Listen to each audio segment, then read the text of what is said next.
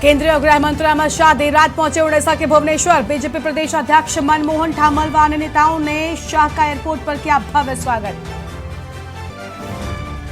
फिर भड़की मणिपुर में हिंसा की आग। उपद्रवियों ने कई घरों को किया आग के हवाले। मैतेई समुदाय के 3 लोगों को उतारा मौत के घाट।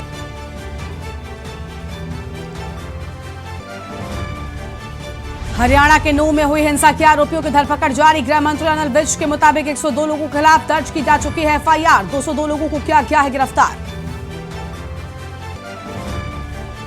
उत्तराखंड के मुख्यमंत्री पुष्कर सिंह धामी आज करेंगे गौरीकुंड का दौरा। गौरीकुंड में भूस्खलन के बाद आपदा प्रबंधन और बचाव कार्यों का लेंगे जायजा।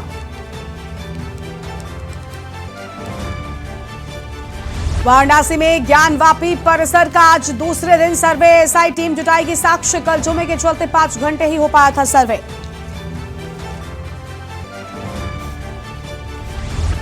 जम्मू कश्मीर के कुलग्राम में आतंकवादियों से मुठभेड़ में सेना के 3 जवान शहीद। कुलग्राम के हलाड़ वन क्षेत्र के ऊंचाई वाले इलाके से किया जवानों पर हमला। आप देख रहे हैं के न्यूज़, खबरों का सारथी। नमस्कार, आप देख रहे हैं के न्यूज़ इंडिया और मैं हूं आपके साथ गरिमा वाजपेयी। और अहम खबर से करते हैं बुलेटिन की शुरुआत। आपको बता दें कि मणिपुर में एक बार फिर से हिंसा भड़क गई है। मणिपुर में एक बार फिर से आग देखने को मिली है और मणिपुर विधानसभा का चौथा सत्र बुलाने की सिफारिश राज्य मंत्रिमंडल ने चौथा सत्र बुलाने की सिफारिश की है और 21 अगस्त को हो सकता है मणिपुर विधानसभा का सत्र। तो 21 अगस्त को सत्र हो सकता है। फिलहाल ये बड़ी जानकारी आपको बता रहे हैं। 21 अगस्त को मणिपुर विधानसभा का सत्र हो सकता है। एक बार फिर से मणिपुर झुलसता हुआ नजर आया है। मणिपुर में एक बार फिर से हिंसा भड़की है और 21 अगस्त को मणिपुर विधानसभा का सत्र हो सकता है। सबको लेकर ये बड़ी जानकारी आपको बता रहे हैं। एक बार फिर से मणिपुर में हिंसा देखने को मिली है। बताया जा रहा है लोगों को मौत के घाट उतारा जा रहा है। कई घरों को आग के हवाले कर दिया गया है और ये बड़ी जानकारी। मणिपुर में एक बार फिर से हालात बेकाबू होते हुए 21 अगस्त को अब मणिपुर विधानसभा का सत्र इन सारे हालातों को देखते हुए बुलाया जा सकता है। बड़ी जानकारी आपको बता दें। एक बार फिर से मणिपुर में हिंसा भड़क उठी है। मणिपुर में एक बार फिर से हालात बेकाबू नजर आ रहे हैं। विधानसभा का चौथा सत्र बुलाने की सिफारिश है। मणिपुर विधानसभा का चौथा सत्र बुलाने की सिफारिश और राज्य मंत्रिमंडल ने चौथा सत्र बुलाने की सिफारिश की है। तो ये बड़ी जानकारी आपको बता दें मणिपुर से जुड़ी, जहां पर मणिपुर में एक बार फिर से हिंसा भड़की हुई है और कई घरों को उपद्रवियों ने आग के हवाले कर दिया है।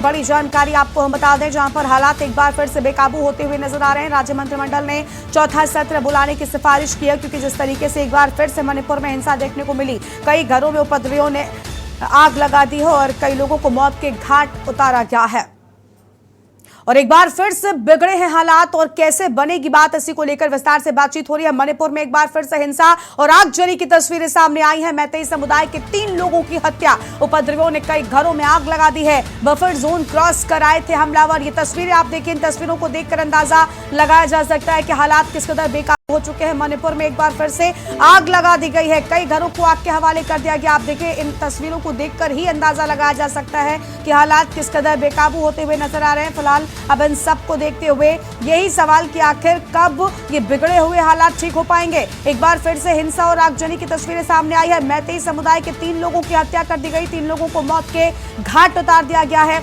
हमलावर बफर जोन में प्रवेश कर गए थे। उपद्रवियों ने कई घरों को भी आग के हवाले कर दिया। तस्वीरों को देखकर आप अंदाजा लगाइए हालात किस कदर बेकाबू हो गए हैं और बफर जोन क्रॉस कर आए थे हमलावर। फिलहाल ये बड़ी जानकारी आपको हम बता रहे हैं। तो इस वक्त की अहम खबर, मणिपुर में एक बार फिर से हिंसा और आगजनी की तस्वीरें सामने आई हैं और एक बार फिर से हालात बेकाबू होते हुए नजर आ रहे हैं। मैतेई समुदाय के 3 लोगों की यहाँ पर निर्ममता से हत्या कर दी गई है और उपद्रवियों ने कई घरों को आग के हवाले कर दिया है। तस्वीरें भी आपकी टीवी स्क्रीन पर आपको हम लगातार दिखा रहे हैं और हमलावर बफर जोन क्रॉस कर आए थे। इसके बाद यहाँ पर उत्पात मचाया। इसके बाद के हालात आप देख सकते हैं। कितने घरों को यहाँ पर आग लगा दिया गया है। आगजनी की गई और हिंसा में 3 लोगों को मौत के घाट उतारा गया है। फिलहाल ये आम खबर आपको हम बता रहे हैं, जहां पर हालात किस कदर बेकाबू हो गए वो इन तस्वीरों को देखकर आप अंदाजा लगा सकते हैं। प्रवेश शर्मा हमारे साथ में ऐसी खबर पर अधिक बातचीत के लिए जुड़ चुके हैं। प्रवेश, मणिपुर में हालात बेकाबू होते जा रहे हैं। एक तरफ पूरा देश मणिपुर की इस हिंसा को रोकने की बात कर रहा है, लेकिन हालात सुधरने की बजाय आज भी हमने देखा किस तरीके से 3 लोगों को मौत के घाट उतार दिया गया और जाने कितने घरों में आग लगा दी गई।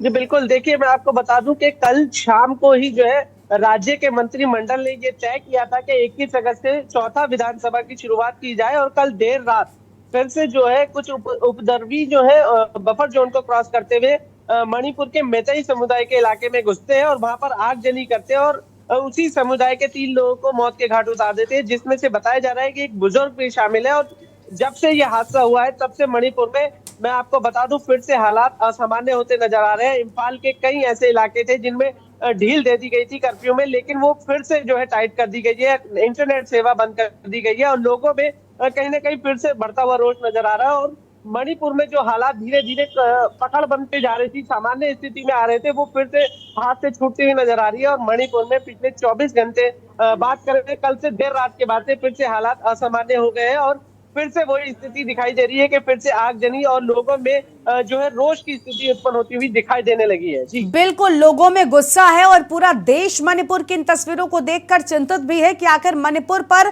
जो जिम्मेदार हैं वो कोई सख्त एक्शन क्यों नहीं लेते, क्यों आखिर इस तरीके के हालात बार बार हो रहे हैं। अभी तक ये कहा जा रहा था, जो तस्वीरें सामने आई थी महिलाओं के साथ जो बर्बरता हुई थी, उसके बाद ये कहा गया कि भाई ठीक है, मान लिया इस बात की कि ये गलतियां हुई थी, अब इनको हम सुधार रहे हैं और अब ऐसे हालात नहीं है। सरकार इसी बात को कहकर खुद को डिफेंड कर रही थी, लेकिन आज की घटना क्या कह रही है सर? 3 जानें चली गई हैं और जाने कितने घरों को आग लगा दिया गया। क्या इस सब के बाद भी सरकार हाथ पर हाथ धरे बैठी है? और आखिर इन उपद्रवियों पर सख्त एक्शन क्यों नहीं हो रहा है?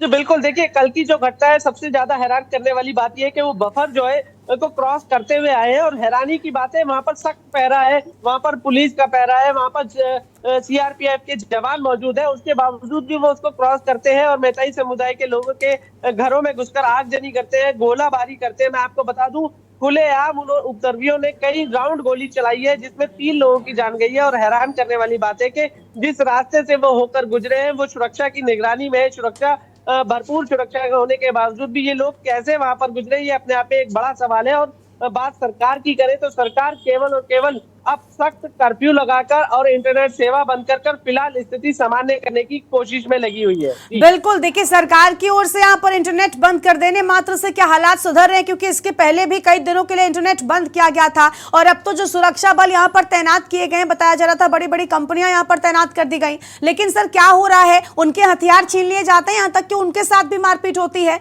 तो ऐसे में और ज्यादा सख्त कदम उठाने की जरूरत है। पूरा देश देख रहा है कि देश का एक हिस्सा किस तरीके से झुलस रहा है और लोग चुप हैं।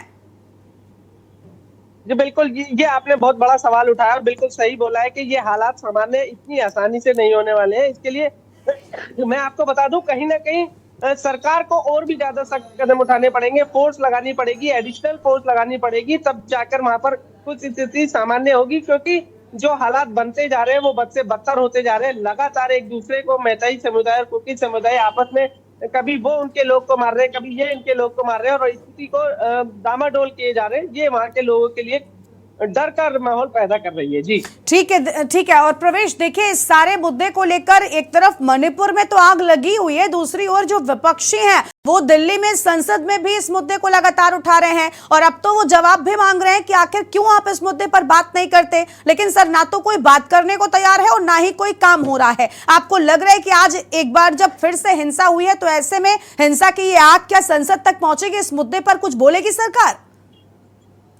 जी देखिए, बिल्कुल मैं आपको बता दूं कि लगातार मणिपुर का मुद्दा एक ऐसा मुद्दा है जो संसद का सत्र भी नहीं चलने दे रहा है और उसके बावजूद वहां पर विपक्ष के भी कई सांसद घूम कर आए। और हैरान करने वाली बात है, अकेला मणिपुर का मुद्दा संसद का सत्र नहीं चलने दे रहा, उसके बावजूद वहां पर आगजनी हो जाती है, गोलाबारी हो जाती है, 3 लोगों की जान चली जाती है।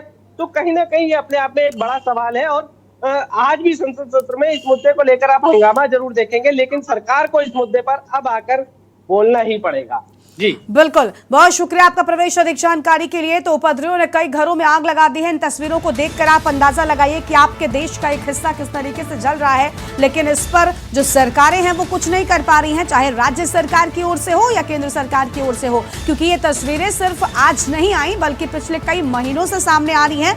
लेकिन इन तस्वीरों पर क्या कुछ हो रहा है, ये बड़ी बात है। ये बड़ी खबर आपको बता रहे हैं। मणिपुर में एक बार फिर से हिंसा और आगजनी की तस्वीरें सामने आई हैं। मणिपुर में एक बार फिर से आगजनी कर दी गई, कई घरों को आग के हवाले कर दिया है, कई लोगों की जानें चली गई हैं। 3 लोगों की बताई जा रही है उपद्रवियों ने हत्या कर दी है। मैतेई समुदाय के लोग बताए गए हैं।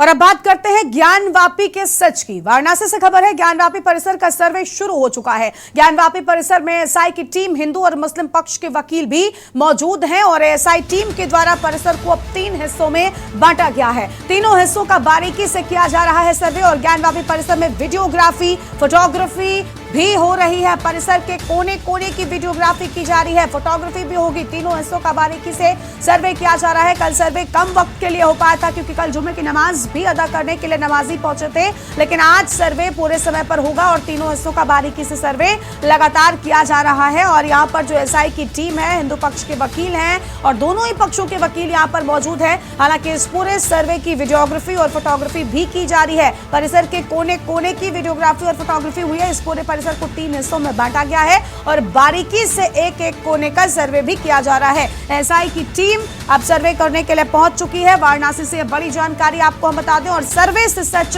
सामने आएगा। आपको बता दें कि ज्ञानवापी का सच अब सर्वे के माध्यम से ही सामने आएगा। विकी डे हमारे साथ में जुड़ चुके हैं। विकी, ज्ञानवापी में सर्वे की शुरुआत हो चुकी है। कल वक्त कम मिल पाया था टीम को क्योंकि जुम्मे की नमाज अदा करने के लिए नमाजी पहुंचे थे, लेकिन आज बताया जा रहा है कि पूरे वक्त तक सर्वे होगा और सबसे अहम कि पूरी टीम ने परिसर को 3 हिस्सों में बांटा है ताकि बारीकी से एक एक कोने की जांच हो सके। बिल्कुल गरिमा, आपको बता दें आज सर्वे का दूसरा दिन है और ऐसे में आज जो एएसआई की टीम जो है सुबह 9 बजे ज्ञानवापी परिसर पे पहुंच चुकी थी। उसके बाद सर्वे का कार्य शुरू किया गया और यहीं आपको बता दें वहीं 2 दिन के बहिष्कार करने के साथ मुस्लिम पक्ष के अंजुमन इंतजामिया के 3 अधिवक्ता भी आज इसमें मौजूद है और हिंदू पक्ष के जो सुप्रीम कोर्ट के वकील है विष्णु शंकर जैन भी यहाँ पे मौजूद है। आज सर्वे में उन्होंने हिस्सा भी लिया हुआ है और वो शाम तक रहेंगे। सर्वे एएसआई की टीम आपको बता दें 3 हिस्सों में बांटा गया है और पूरे परिसर को 3 हिस्सों में डिवाइड करके वो अलग अलग क्षेत्र में सर्वे का काम करेगी। कल जो सर्वे के दौरान वीडियोग्राफी और फोटोग्राफी का कार्य केवल हो चुका था, आज जो है बहुत अहम है क्योंकि आज जो है नीचे तहखाना खोला जाएगा और तहखाने का सर्वे किया जाना है और अंजुमन इंतजामिया द्वारा जो चाबी दी गई है आज उसको खोला गया है तहखाने को। आज सर्वे का कार्य जो है तहखाने में पूरा चलेगा। वही हमने आपको बता दें मुस्लिम पक्ष के अधिवक्ता जो बाहर निकले मुमताज अहमद, उनसे हमने बात किया कि सर्वे से आप संतुष्ट है, तो उनका साफ कहना था कि हालांकि बात सही है कि सुप्रीम कोर्ट द्वारा उनको खारिज कर दिया गया और सर्वे को नहीं रोका गया और उससे हम संतुष्ट लेकिन नहीं है। वही हमने पूछा गया और उन्होंने साथ यही भी बताया कि चाबी जो है तहखाने की हमने दे दी है लेकिन उनको सौंपी नहीं जाएगी। जहां भी उनको सर्वे करना होगा चाबी हम लोग ताला खोल देंगे लेकिन चाबी सौंपेंगे नहीं। जहां उनको जरूरत होगी ताला खोल दिया जाएगा, हम लोग चाबी दे देंगे। और उसके साथ ही उन्होंने कहा कि हम अभी फिलहाल कोर्ट में जा रहे थे, तो कहीं ना कहीं कह सकते हैं कि मुस्लिम पक्ष अभी भी खुश नहीं है। हालांकि 2 दिन विरोध के बाद आज बिल्कुल देखिए, आप ठीक कह रहे हैं कि देखिए यहाँ पर जैसा कि आपने कहा कि आज तो सहभागिता मुस्लिम पक्ष की भी है, लेकिन वो इसलिए है ना क्योंकि कल सुप्रीम कोर्ट ने फटकार भी लगाई और सुप्रीम कोर्ट ने ये भी कह दिया था कि भाई आप हर एक चीज पर याचिका लेकर आते हैं। आप हाईकोर्ट गए, हाईकोर्ट में आपको जिस तरीके से सर्वे को झंडी मिल गई और सर्वे से समस्या क्या है ये भी एक बड़ी बात है। खैर, अब जब सुप्रीम कोर्ट का आदेश है तो ऐसे में एएसआई सर्वे कर रहा है। लेकिन विक्की, आज जब दोनों पक्षों के लोग भीतर मौजूद हैं, पूरे सर्वे की वीडियोग्राफी और फोटोग्राफी भी हो रही है, ऐसे में कितना वक्त लगने वाला है, क्या इसको लेकर कोई जानकारी है? हालांकि अभी टीम के पास वक्त है सर्वे करने के लिए, लेकिन कितना काम पूरा हुआ है और आगे कितने दिनों तक ये सर्वे जारी रहेगा, इसको लेकर कोई जानकारी है क्या अब तक? बिल्कुल, आपको बता दें फिलहाल आज दूसरा ही दिन है सर्वे का। आज जो है तहखाना खुलेगा, तहखाना में कितना वक्त लगेगा ये कह पाना मुश्किल है। एएसआई की टीम से भी बात हुई थी तो उन्होंने कहा कि अभी कुछ कहा नहीं जा सकता। कोर्ट में उन्होंने कहा कि फिलहाल जो आपको बता दें वाराणसी जिला डिस्ट्रिक्ट द्वारा जो 4 हफ्ते का समय दिया गया है, उनके पास ये पर्याप्त समय है। उसके हो सकता हो 4 हफ्ते के अंदर भी सर्वे हो जाए, हो सकता हो इसमें कुछ वक्त और लगे, इसको समय बढ़ाया जा सके। फिलहाल ये बात की बात है और 4 हफ्ते का जो समय मिला है सर्वे का आज दूसरा दिन है, जिसके चलते आज जो है तहखाने का सर्वे ये करेंगे। वहीं आपको बता दें कल जो बहस हुई सुप्रीम कोर्ट में, सुप्रीम कोर्ट द्वारा इनको कहा गया मुस्लिम पक्ष को कि सर्वे की जो रिपोर्ट है वो केवल दस्तावेज नहीं है, दोनों ही पक्षों के लिए एक सबूत है। जो सीलबंदी रहेगी वो कोर्ट को सौंपी जाएगी, इससे आप बिल्कुल निश्चिंत रहे।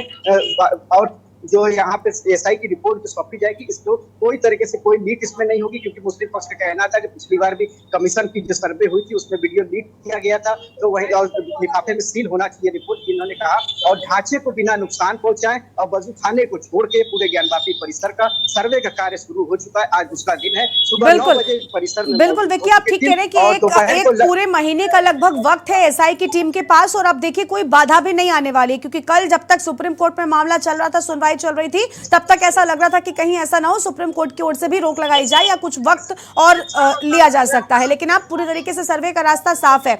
और विक्की, अलग अलग परिसर को बांट लिया गया है अलग अलग कोनों में, ऐसे में एसआई की टीम विस्तार से जांच कर रही है, सर्वे कर रही है। एसआई की टीम ने कोर्ट में भी कह दिया था कि हम मूल ढांचे को नुकसान नहीं पहुंचाएंगे, और अगर कहीं पर सर्वे के दौरान हमें खुदाई करने की जरूरत पड़ती है तो हम पहले अनुमति लेंगे। क्या ऐसा भी हो सकता है, क्योंकि मुस्लिम पक्ष सर्वे से ही इनकार कर रहा था, वो नहीं चाहता सर्वे हो, लेकिन जब खुदाई करने की बात आएगी तो क्या अनुमति मिल पाएगी?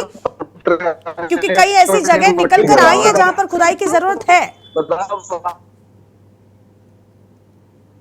खुदाई की जरूरत है। हालांकि एसआई की टीम द्वारा हलफनामे में कहा गया है अगर खुदाई करना भी पड़े तो हम कोर्ट से परमिशन लेंगे, उसके बाद भी खुदाई का कार्य करेंगे। अगर जरूरत पड़ती है तो फिलहाल वो अंतिम चरण है खुदाई करने के लिए। फिलहाल हमारे पास ऐसी तकनीक मौजूद है जो जीपीआर रडार के माध्यम से हम सर्वे का कार्य कर रहे हैं। वो जमीन के तकरीबन 30 मीटर नीचे तक की चीजों को बता सकता है। क्या कुछ एक्सरे के माध्यम से जीपीआर पेनिट्रेटिंग के माध्यम से जो सर्वे किया जाना है, ये तकनीक बहुत ही सुरक्षित है और ढांचे को कोई नुकसान नहीं पहुंचेगा स्ट्रक्चर को, जिसको लेकर सर्वे एकदम सकुशल संपन्न किया जाएगा। और 4 हफ्ते का इसमें समय एसआई की टीम को मिला है। अपने आप को टीम जो है 2 हिस्सों में 3 हिस्सों में डिवाइड करके सर्वे का कार्य पूरा कर रही है। जी बिल्कुल विक्की, एक आखिरी सवाल आपसे करना चाहेंगे। देखिए, लगातार काशी में जो लोगों की भीड़ है वो देखने को मिल रही है। सावन का महीना है, बाबा काशी विश्वनाथ के दर्शन के लिए श्रद्धालु जो है वो लाखों की संख्या में पहुंच रहे हैं, और ठीक वहीं पर एक तरफ सर्वे भी चल रहा है। ऐसे में स्थानीय प्रशासन के पास भी एक बड़ी चुनौती है चीजों को या फिर सुरक्षा व्यवस्था को मेंटेन कर पाना।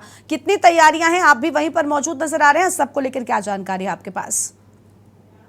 बिल्कुल, आपको बता दें कल जैसे कि सर्वे का प्रथम दिन था और जुम्मे का भी दिन था, बहुत अहम दिन था, जिसके क्योंकि ज्ञानवापी परिसर में मुस्लिम बंधुओं द्वारा जुम्मा भी पढ़ा जाना था, जिसके देखते हुए कड़ी सुरक्षा के बीच सभी नमाजियों ने उसमें नमाज भी पढ़ा। नमाज के दौरान जो है सर्वे को 2 घंटे के लिए रोक दिया गया था। उसके बाद नमाज खत्म होने के बाद 2 बजे से पुनः एक बार सर्वे का कार्य शुरू किया गया और शाम 5 बजे तक ये सर्वे पूरा किया गया। और आज सुबह ही 9 बजे तक सर्वे की टीम जो है ज्ञानवापी परिसर में मौजूद हो चुकी है। शाम 5 बजे तक आज भी सर्वे का कार्य होना है। और आज जो है वजू खाना अहम माना जा रहा है, माफ कीजिएगा, वजू खाना तहखाना का जो सर्वे आज होना है उसको सर्वे करेंगे और क्या कुछ इस पे निकलेगा इसके बाद वो साझा करेंगे। और बात की जाए सुरक्षा के लिहाज से 500 मीटर पहले से ही बैरिकेडिंग कर दी है और बड़े बिल्कुल, यानी प्रशासन की ओर से सभी तैयारियां कर ली गई है। शुक्रिया विक्की फिलहाल आपका, और नजर बनाए रखिएगा, जो भी अपडेट हमारे दर्शकों तक पहुंचाते रहिएगा। तो ज्ञानवापी का सच क्या है वो अब सर्वे से सामने आ जाएगा, और एसआई टीम के द्वारा परिसर को 3 हिस्सों में बांटकर विस्तार से सर्वे किया जा रहा है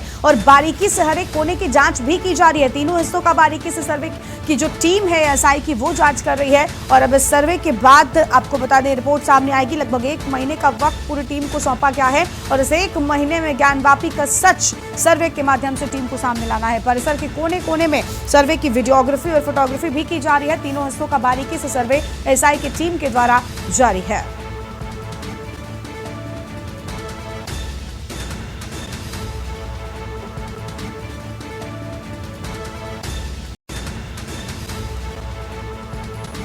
तो अहम जानकारी आपको हम बता दें, जहां पर हिंदू और मुस्लिम पक्ष के वकील भी एसआई की टीम के साथ परिसर के भीतर ही मौजूद हैं और ज्ञानवापी परिसर का सर्वे लगातार एसआई की टीम के द्वारा किया जा रहा है और 3 हिस्सों में इस पूरे परिसर को बांटा गया है और इस परिसर के कोने कोने पर जांच जो है वो कर रही है टीम। और एक छोटा सा ब्रेक के लिए यहाँ पर रुकते हैं, लेकिन ब्रेक के बाद बात करते हैं गिरफ्तारियों के दौर की।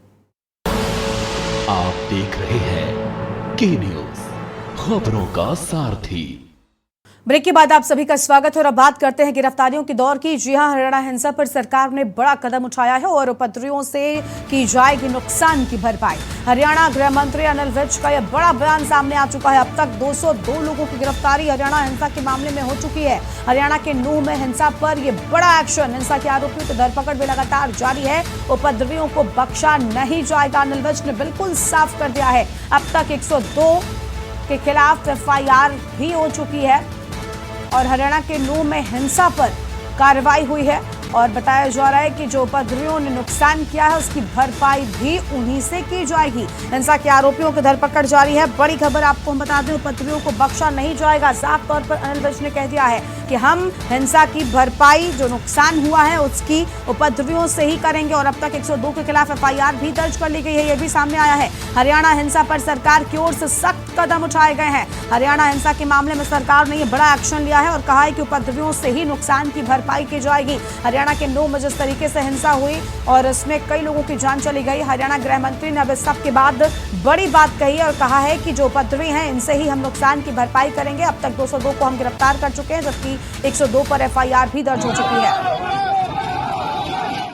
पूरी जानकारी मिली है और वहां पर अतिरिक्त फोर्स भेजने के लिए कहा गया है। आजू बाजू के सभी जिलों की फोर्स वहां पर पहुंच रही है और हमने केंद्र से भी बात की है। वहां से भी एयर ड्रॉप 3 कंपनियां हम करने जा रहे हैं लोगों को रेस्क्यू करने के लिए और वहां के हमने मेवात के इंटरनेट बंद करने के भी आदेश जारी कर दिए ताकि लोग अफवाहें न फैलाएं और हम शीघ्र वहां पर शांति बहाल करने की कोशिश कर रहे हैं। और मैं सारों से कहना भी चाहता हूं कि सबसे पहले वो सारे शांति बहाल करें, ये मैं अपील भी करना चाहता हूं। कोई जहां पर कोई लोग फंसे हुए हैं उनको रेस्क्यू किया जा रहा है और वहां पर फोर्स भेजी जा रही है। एसपी मेवात तो छुट्टी पर थे लेकिन पलवल एसपी के पास ड्यू चार्ज था। He is on the spot और फोर्स लेकर वो पहुंच रहे हैं लोगों को अगर कहीं पर फंसे हुए हैं उनको मुक्त कराने के लिए।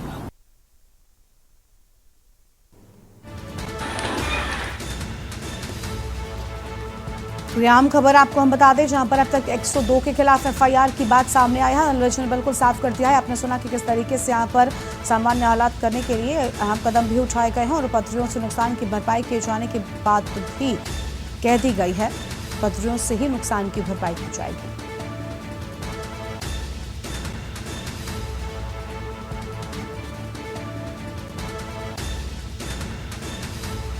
हरियाणा के गृह मंत्री अनिल विज का यह बयान सामने आया है जहां पर हरियाणा के नूह में हिंसा पर कार्रवाई को लेकर अहम बातें कही गई हैं और ये बड़ी जानकारी आपको हम बताते हैं। उन्होंने कहा कि उपद्रवियों से ही नुकसान की भरपाई की जाएगी। हिंसा की आरोपियों की धरपकड़ लगातार जारी है और उपद्रवियों को ना बख्शने की बात कही हरियाणा के गृह मंत्री अनिल विज ने। और हिंसा पर सरकार ने अहम कदम उठाए हैं। तो हिंसा पर सरकार ने उठाया अहम कदम और उपद्रवियों से ही नुकसान की भरपाई किए जाने की बात कही है। हरियाणा गृह मंत्री अनिल विज का बयान सामने आया है।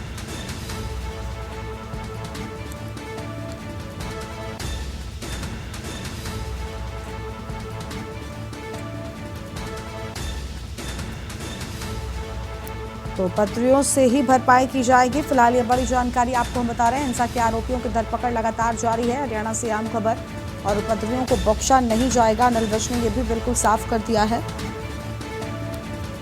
अब तक 102 के खिलाफ एफआईआर भी कर ली गई है। और विनोद गुप्ता हमारे साथ में ब्यूरो चीफ चंडीगढ़ से इसी खबर पर अधिक बातचीत के लिए जुड़ चुके हैं। विनोद जी, उपद्रवियों से ही नुकसान की भरपाई की जाएगी, यानी साफ तौर पर अब यही बात सामने आ रही है कि जिन लोगों ने इस उपद्रव को मचाया अब उनकी भी खैर नहीं है और सरकार इस सब को लेकर सख्त हो गई है।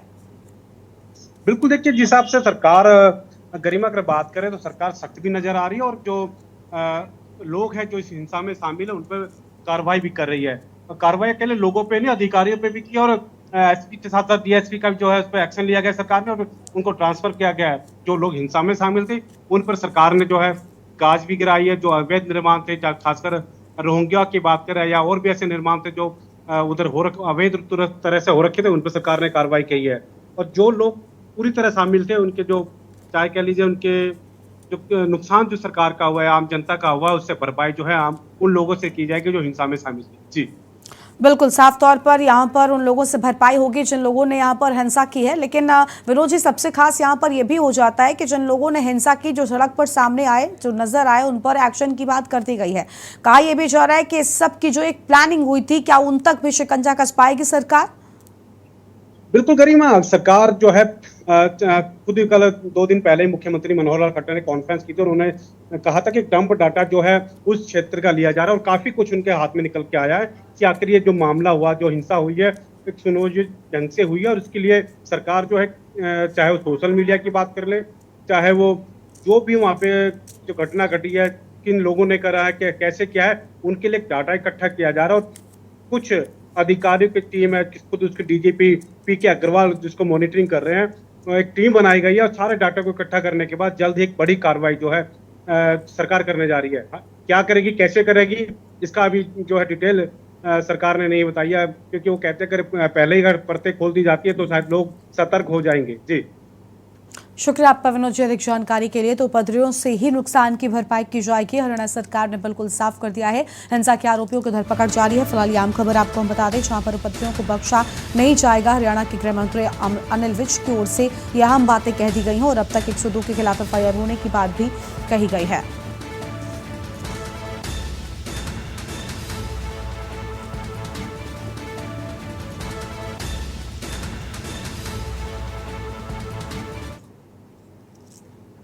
और फिलहाल यहाँ पर रुकते हैं एक छोटा सा ब्रेक के लिए।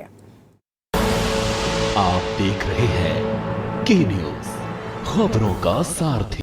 तो ब्रेक के बाद एक बार फिर से आपका स्वागत है। मैं हूं आपके साथ मनोज मानस। रुक करेंगे खबरों का। बुलंदशहर से अगली खबर आ रही है। शिक्षिका पर मारपीट का आरोप लगा है। 8वीं के छात्र ने लगाया है मारपीट का आरोप। आपको बता दें, बार बार टॉयलेट जाने पर की गई है छात्र की पिटाई। 8वीं के छात्र ने लगाया है मारपीट का आरोप। परिजनों का दावा है कि छात्र को डायबिटीज है, तो डायबिटीज की वजह से बार बार छात्र पेशाब के लिए जाता है। पिटाई से छात्र के शरीर पर नीले निशान बने हुए हैं। परिजनों ने पुलिस को तहरीर भी दी है इस मामले को लेकर और पुलिस जांच में भी जुटी हुई है। डिवाइन एजुकेशन इंस्टीट्यूट का यह मामला बताया जा रहा है। तो पिटाई से छात्र के शरीर पर कई जगह नीले निशान बने हुए हैं। परिजनों ने इस बाबत पुलिस को तहरीर भी दी है। आपको बता दें, डिवाइन एजुकेशनल इंस्टीट्यूट का है यह पूरा मामला। बुलंदशहर से खबर आपको दिखाने, शिक्षिका पर मारपीट का आरोप लगा है। 8वीं के छात्र ने लगाया है मारपीट का आरोप। बार बार टॉयलेट जाने पर शिक्षिका के द्वारा पिटाई की गई है। परिजनों का दावा है कि छात्र को डायबिटीज है, जिसकी वजह से उसे बार बार टॉयलेट जाना पड़ता है। तो परिजनों का दावा कि छात्र को डायबिटीज है, जिसकी वजह से उसे बार बार टॉयलेट जाना पड़ता है और बार बार टॉयलेट जाने की वजह से ही इस छात्र की पिटाई शिक्षिका ने की है। परिजनों ने इस मामले को लेकर पुलिस को तहरीर दी है और पुलिस जांच में जुटी हुई है। डिवाइन एजुकेशनल इंस्टीट्यूट का है यह पूरा मामला। वॉशरूम जा रहा था, रास्ते में मैम मिली, अंजू मैम। वो बोल रही थी सारे दिन घूमते रहते हो, और थप्पड़ मारे 3-4 और प्रिंसिपल मैम के पास ले गई।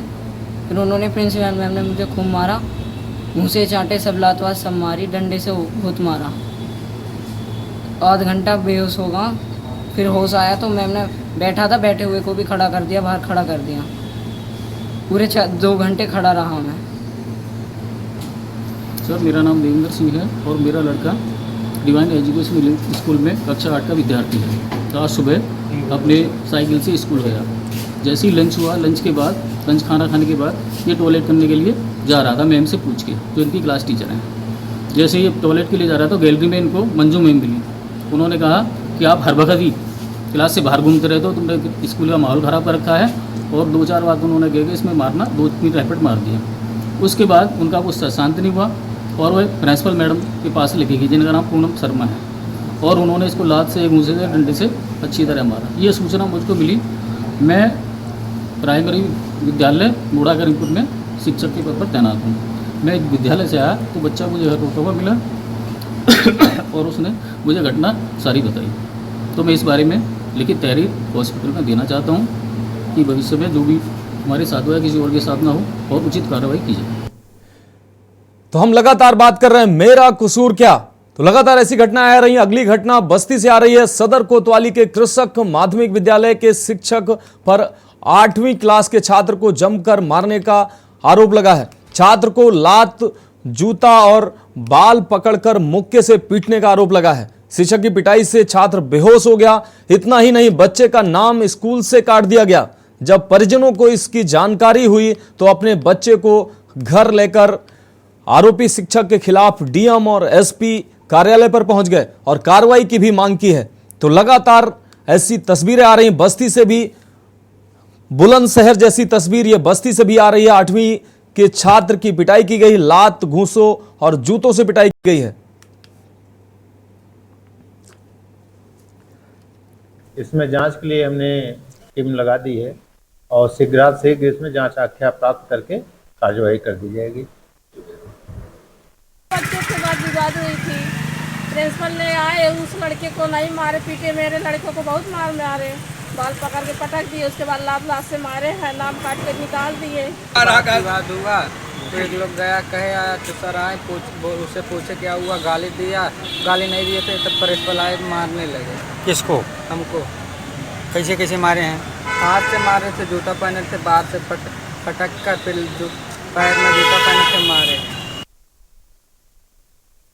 ग्रामीण खबरों बने हुए हैं। एक बुलंदशहर से ऐसी खबर आती है जहां शिक्षिका 8वीं की क्लास के बच्चे को बार बार टॉयलेट जाने की वजह से पीटती है, जिससे उसके शरीर पर पूरे नीले निशान बन जाते हैं और परिजन उसको घर पर लेकर आते हैं और उसकी तहरीर भी पुलिस को देते हैं, जिसके बाद पुलिस जांच कर रही है। दूसरा मामला बस्ती से सामने आ रहा है जहां एक शिक्षक के द्वारा छात्र को, 8वीं के छात्र को लात, घूंसों और जूतों से पीटा गया है, जिसके बाद परिजनों में आक्रोश व्याप्त है।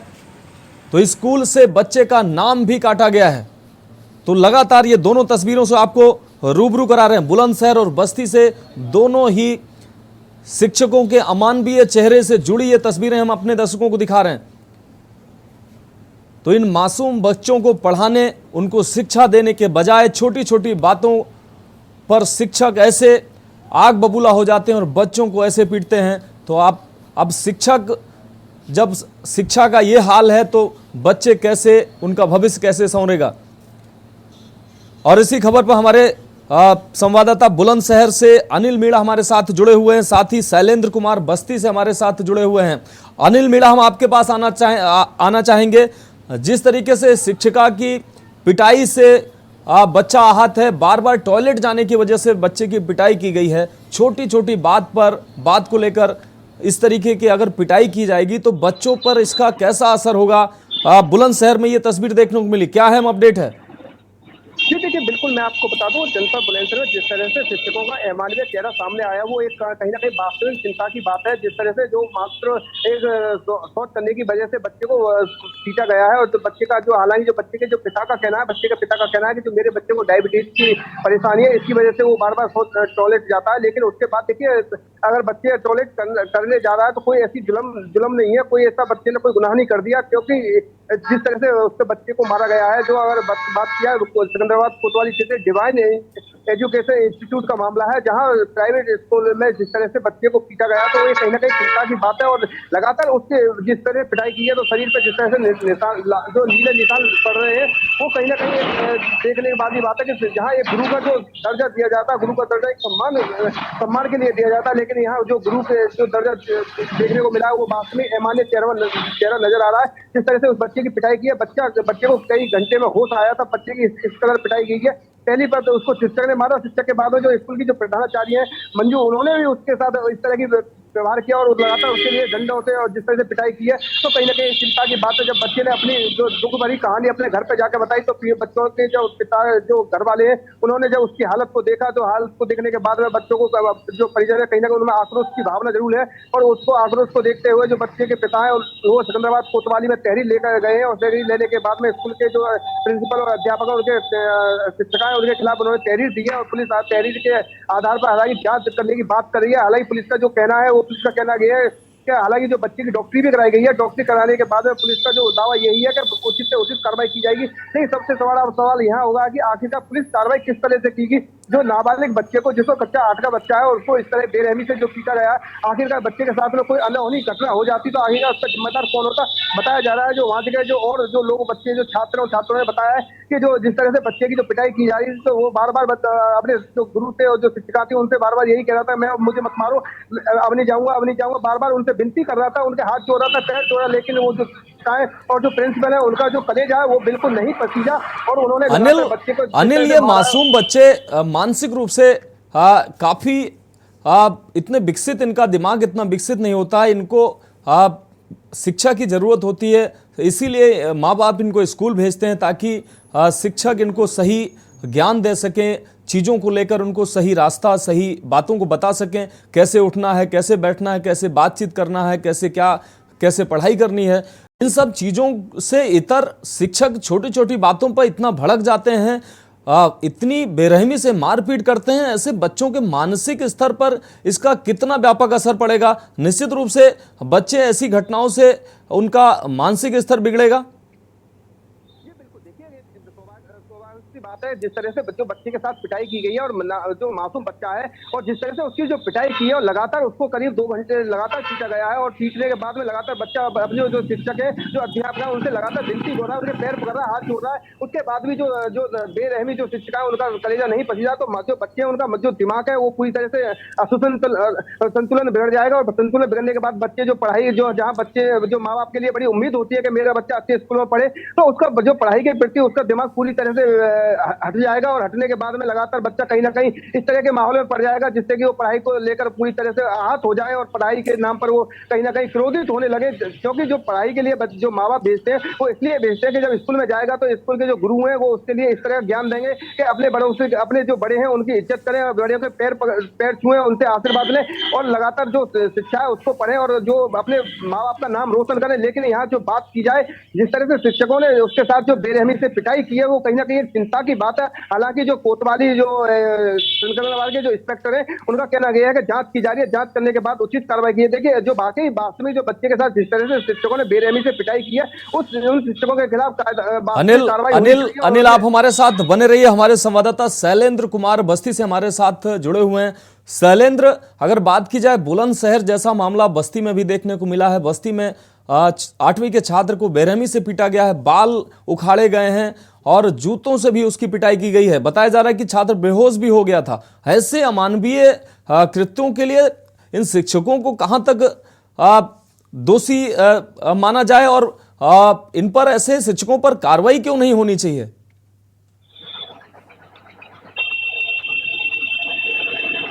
शैलेंद्र, अनम्यूट करिए अपने आप को।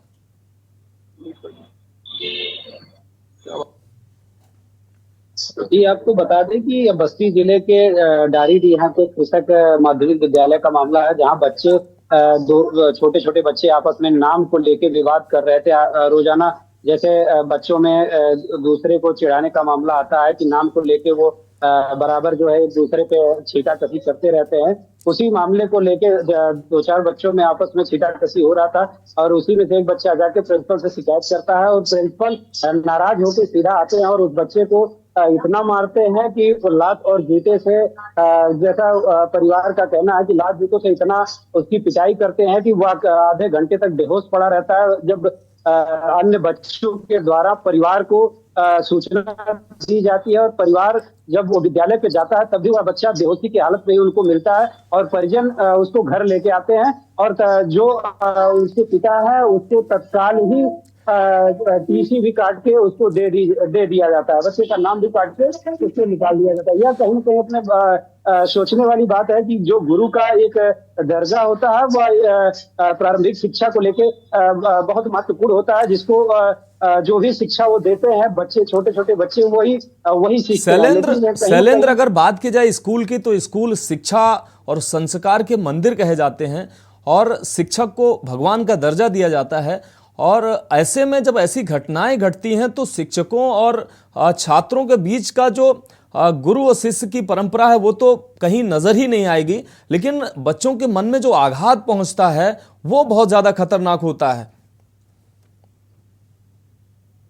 जी, आपको बता दें कि इस मामले में जब परिजन ने फिर पुनः विद्यालय में संपर्क करना चाहा तो प्रिंसिपल ने वहां से परिजनों को भी भगा दिया और फिर परिजन ने पुनः जो है वो डीएम कार्यालय और एसपी कार्यालय जाके तहरीर दिया, जिससे उन्होंने मांग किया है कि अगर बच्चे को जैसा भी मानसिक और शारीरिक रूप से प्रताड़ित किया गया है, उसको मारा गया है, वो टीचर के ऊपर उस पर सख्त जांच करके और कार्रवाई की जाए। जी हाँ शैलेंद्र, इस अहम जानकारी के लिए आपका बहुत शुक्रिया। अनिल, आपका भी बहुत शुक्रिया। तो आपको बता दें, ऐसी अमानवीय तस्वीरें लगातार स्कूलों से निकलकर सामने आ रही हैं, जहां छोटी छोटी बातों पर शिक्षक भड़कते हैं और अपना निजी गुस्सा छात्रों पर निकालते हैं। निश्चित रूप से ऐसी घटनाएं छात्रों के मानसिक स्तर को प्रभावित करती हैं। तो 8वीं के छात्र को बस्ती से ये खबर अपने दर्शकों को दिखा रहे थे, छात्र को जमकर पीटा गया, जिसके बाद वो बेहोशी के हालत में परिवारजन उसको अपने घर ले गए। तो लगातार ऐसी तस्वीरें सामने आ रही हैं, जहां शिक्षकों के अमानवीय चेहरे लगातार सामने आ रहे हैं।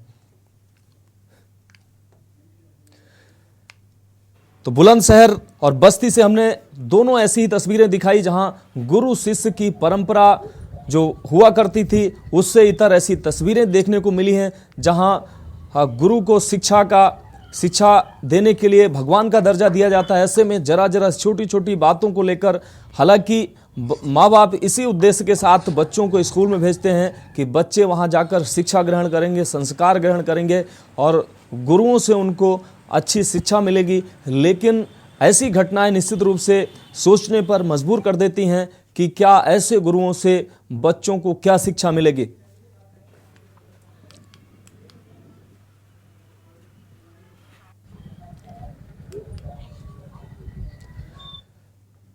तो खबरों में वक्त एक ब्रेक का है, जल्द हाजिर होंगे।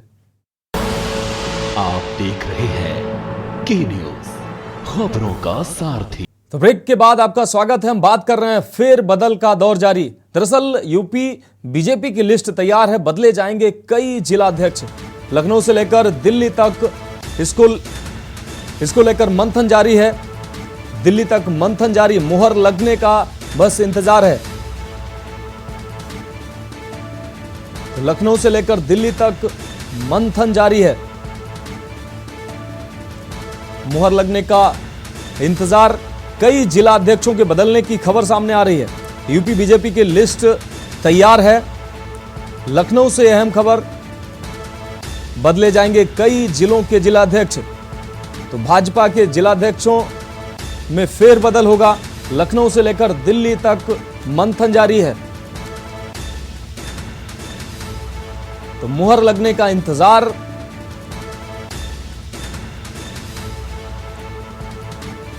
यूपी बीजेपी की लिस्ट तैयार है। कई जिलों के जिलाध्यक्ष इस दौरान बदले जाएंगे। लखनऊ से लेकर दिल्ली तक मंथन जारी है।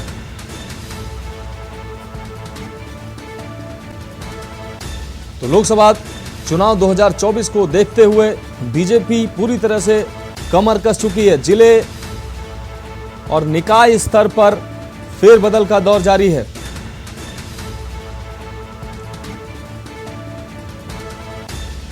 तो अब जिलों के जिलाध्यक्षों की बारी आई है। बीजेपी में लगातार फेरबदल जारी है। जिलों में जिलाध्यक्ष, प्रदेश स्तरीय कार्यकारिणी, जिला स्तरीय कार्यकारिणी, सभी में जबरदस्त फेरबदल किया जा रहा है। 2024 के चुनाव को देखते हुए बीजेपी लगातार मुस्तैदी से नजर बनाए हुए है और तमाम वो जरूरी फेरबदल जो 2024 के समीकरण को साधने के लिहाज से ठीक बैठते हैं, उनको लगातार बीजेपी कर रही है।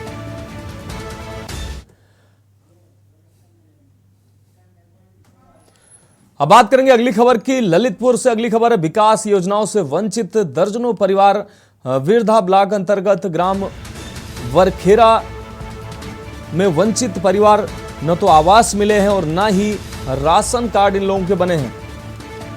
जनप्रतिनिधियों के दावे लगातार खोखले साबित हो रहे हैं। इन परिवारों को न तो आवास मिले हैं अब तक और न ही राशन कार्ड इनके बने हैं। तो लगातार जनप्रतिनिधियों के दावे खोखले साबित हो रहे हैं। अधिकारियों और अधिकारी योजनाओं का लाभ इन वंचितों तक नहीं पहुंचा रहे हैं। बिरधा ब्लॉक अंतर्गत वरखेरा का ये मामला है। ग्राम पंचायत अधिकारी योजनाओं का कर रहे हैं क्रियान्वयन, लेकिन जरूरतमंदों तक योजनाओं का लाभ नहीं पहुंच रहा है। बिरधा ब्लॉक अंतर्गत वरखेरा का ये मामला। ललितपुर से एक खबर दिखा रहे हैं, विकास योजनाओं से वंचित हैं दर्जनों परिवार। बिरधा ब्लॉक अंतर्गत ग्राम वरखेरा में वंचित परिवारों का दर्द सामने आया। इन लोगों को ना तो आवास मिले हैं, ना ही इनको राशन कार्ड मिला है, जिससे इनको सरकारी योजनाओं और अन्य सहूलियतों का लाभ मिल सके। तो आवास और राशन कार्ड से भी ये वंचित हैं। जनप्रतिनिधियों के दावे लगातार खोखले साबित हो रहे हैं। लगातार जनप्रतिनिधि इनके साथ खड़े होने का दावा करते हैं, लेकिन उनके दावे सरासर खोखले साबित हो रहे हैं। बिरधा ब्लॉक अंतर्गत वरखेरा गांव का ये मामला है, जहां पर सैकड़ों वंचितों का दर्द सामने आया है। ललितपुर से खबर दिखा रहे हैं।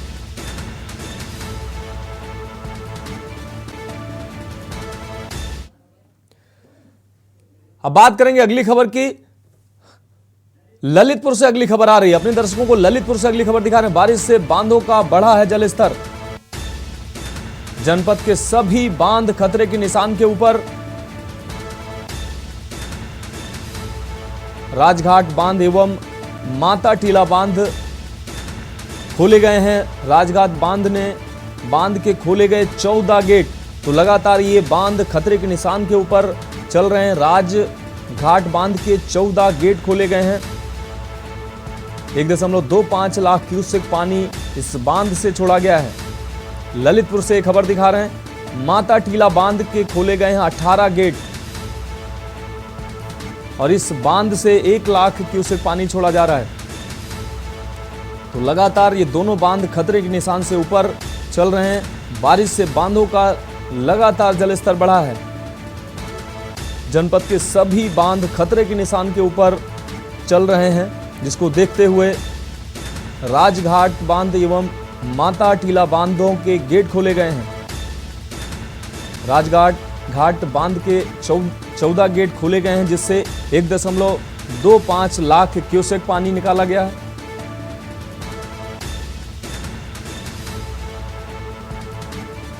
इस बीच लखनऊ से अहम खबर आ रही है। अखिलेश यादव पहुंचे हैं जनेश्वर मिश्र पार्क। लखनऊ से बड़ी खबर, अखिलेश यादव जनेश्वर मिश्र पार्क पहुंचे हैं। जनेश्वर मिश्र की प्रतिमा पर पुष्पांजलि अर्पित की है।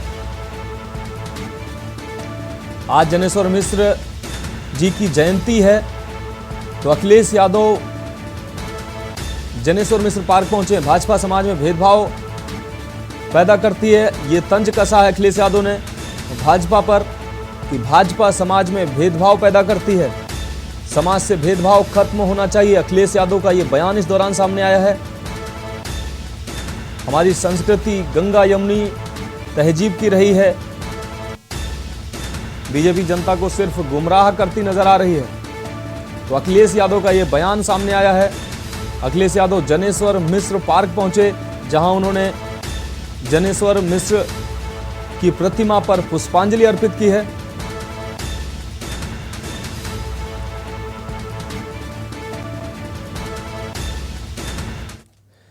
तो अगली अहम खबर लखनऊ से अपने दर्शकों को दिखा रहे हैं। महंगी हुई हैं दवाइयां। ब्लड प्रेशर से कोलेस्ट्रॉल तक की दवाइयां महंगी हुई हैं। लखनऊ से यह खबर, 20 से 25 रुपए तक कीमतों में इजाफा हुआ है। लखनऊ में 5000 से अधिक फुटकर थोक विक्रेता हैं। करीब 3 माह पहले भी हुआ था दामों में इजाफा। तो लगातार जीवन रक्षक और जरूरत वाली दवाओं के कीमतें बढ़ रही हैं। लखनऊ से एक खबर दिखा रहे हैं, ब्लड प्रेशर और अन्य दवाइयां 20 से 25 रुपए तक इनकी कीमतों में इजाफा हुआ है। लखनऊ में लगभग 5000 से ज़्यादा फुटकर और थोक विक्रेता हैं। करीब 3 माह पहले भी इन दवाइयों के दामों में इजाफा हुआ था, एक बार फिर यह इजाफा हुआ है। तो ब्लड प्रेशर। तो अगली अहम खबर वाराणसी से आ रही है। ज्ञानवापी परिसर में सर्वे जारी है। तो दूसरा दिन आज एएसआई सर्वे का। मुस्लिम पक्ष के लोग भी आज सर्वे में शामिल हैं। लगातार जिस तरीके से मुस्लिम पक्ष इस सर्वे का विरोध कर रहा था, कल तक मुस्लिम पक्ष इस सर्वे का विरोध कर रहा था, लेकिन आज मुस्लिम पक्ष इस सर्वे में शामिल हुआ है और उसने सहयोग की बात की है। दीवारों खंभों पर बनी कलाकृतियों की जांच हो रही है। ज्ञानवापी परिसर में एएसआई सर्वे का आज दूसरा दिन। मुस्लिम पक्ष के लोग भी आज सर्वे में शामिल हुए हैं और तहखाने की बात की जा रही थी। कल मुस्लिम पक्ष ने इस तहखाने की चाबी नहीं उपलब्ध कराई थी, जिससे तहखाने में एएसआई की टीम नहीं जा पाई थी, लेकिन आज मुस्लिम पक्ष के द्वारा इस तहखाने की चाबी उपलब्ध कराई गई है, जिससे एएसआई ज्ञानवापी परिसर में स्थित तहखाने की भी जांच चल रही है।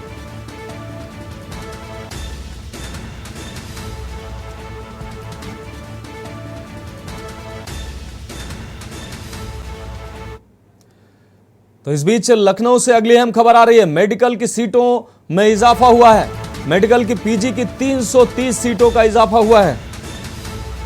पीजी पाठ्यक्रमों में दाखिला लेने वालों के लिए बड़ी राहत। सरकारी मेडिकल कॉलेज में पीजी की 115 सीटें बढ़ी हैं। तो जिस तरीके से मेडिकल के छात्रों के लिए हमेशा मारामारी रहती है कि सीटें उपलब्ध नहीं होती, ऐसे में ये राहत भरी खबर, पीजी पाठ्यक्रमों में दाखिला लेने वालों के लिए यह राहत भरी खबर सामने आ रही है। 330 सीटों में इजाफा किया गया है। सरकारी मेडिकल कॉलेज में पीजी की 115 सीटें बढ़ी हैं। इसके अलावा निजी मेडिकल कॉलेजों में पीजी की 215 सीटों में बढ़ोतरी हुई है। तो अभ्यर्थियों को पीजी में इसी साल मिलेगा प्रवेश। कुल 330 सीटों में इजाफा किया गया है। मेडिकल पीजी में 330 सीटों का इजाफा किया है। पीजी पाठ्यक्रमों में दाखिला लेने वालों के लिए राहत भरी खबर है। उन छात्रों के लिए राहत भरी खबर है जो मेडिकल क्षेत्र में आगे अपना कैरियर बनाना चाह रहे हैं। निजी मेडिकल कॉलेजों में पीजी के 215 सीटों को बढ़ाया गया है, जबकि प्राइवेट मेडिकल कॉलेजों में भी 115 सीटों में इजाफा हुआ है। तो लखनऊ से इस वक्त की बड़ी खबर, मेडिकल छात्रों के लिए ये बड़ी खबर और राहत भरी खबर।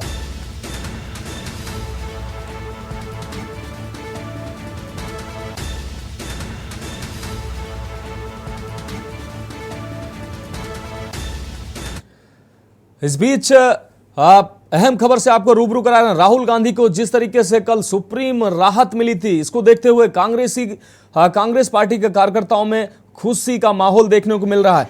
ये 5 तस्वीरें आप देखिए, महेंद्रगढ़, अंबेडकर नगर, रोहतक, सिरसा, ये उन तमाम जगहों की तस्वीरें हैं। राहुल गांधी पर ये सुप्रीम कोर्ट का फैसला आने के बाद कार्यकर्ताओं ने जमकर जश्न मनाया। मिठाई बांटकर एक दूसरे को मिठाई खिलाकर खुशी का इजहार किया और आतिशबाजी भी इस दौरान कांग्रेसी कार्यकर्ताओं ने आतिशबाजी भी की। तो खबरों में अभी के लिए इतना ही। मुझे दीजिए इजाजत और आप देखते रहिए के न्यूज इंडिया। आप देख रहे हैं के न्यूज, खबरों का सारथी।